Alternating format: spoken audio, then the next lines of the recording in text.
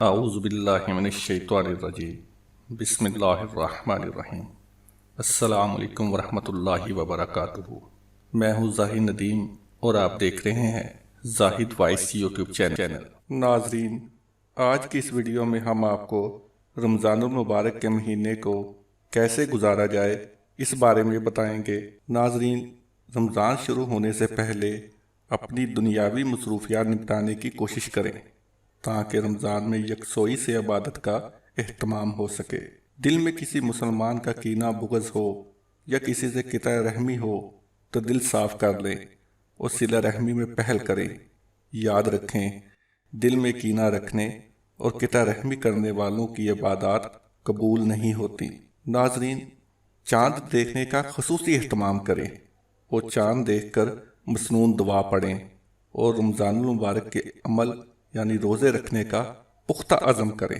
رمضان کی پہلی شب ہی تراویح میں مکمل قرآن سننے کا اہتمام کریں اور قرآن ختم ہو جانے کے بعد بھی چاند رات تک تراویح ہرگز نہ چھوڑیں۔ رمضان میں ہر عبادت کا ثواب بڑھ جاتا ہے، اس لیے خوب دل لگا کر عبادات اور تلاوت قرآن مجید کا اہتمام کریں۔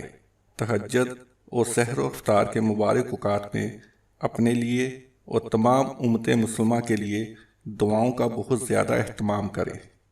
صاحب استطاعت لوگ فقراء و مساکین بالخصوص قریبی رشتہ داروں کا مالی اعتبار سے خیال رکھیں اور صدقہ خیرات کی کثرت کریں۔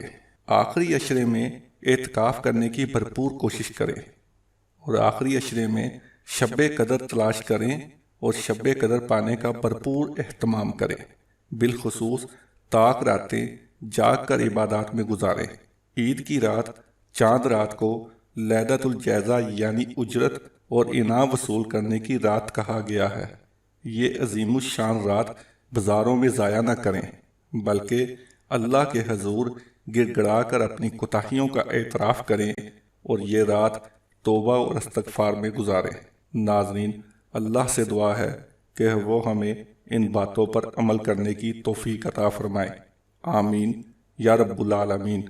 ناظرین، امید کرتے ہیں آپ کو ہماری یہ ویڈیو پسند آئی ہوگی۔